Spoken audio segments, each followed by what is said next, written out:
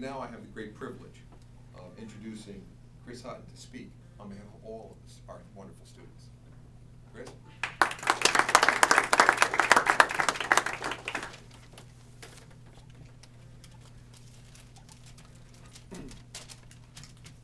Hello, my name is Chris Hein and I'm a junior at Kingston High School. First I want to thank the Ulster County Department of Health for putting on this competition. It was an honor to enter and be here today. Ever since I was young, I was taught how terrible cigarettes are. My mom always taught me to hold my breath as we walked past the smoker on the street because I didn't want to get secondhand smoke.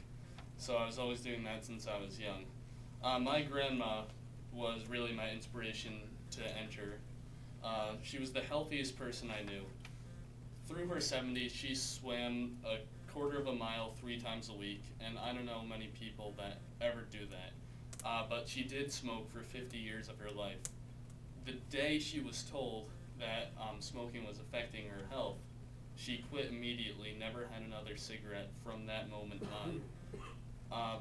But 10 years later, she did get COPD, and she eventually went on oxygen, and the last few years of her life she lived in my house and, you know, eventually a nursing home, and I spent those few years watching her health degrade and degrade, and if she never smoked, she would probably still be here today. So I see cigarettes as what took my grandma away from me, and that's one of the reasons I despise them so much. Today I see people my age, my peers, smoking cigarettes, and they'll have withdrawal. They're barely able to keep a conversation if they haven't had a cigarette in a few hours.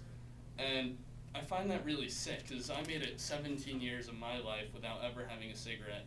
How could someone also my age, or even younger than me, also just rely on this substance? So I entered this competition to bring awareness that by not smoking, you are abiding with the majority of youth students, and there's really no reason to ever smoke cigarettes. I entered because teenagers of this community and me have the power to be smoke-free.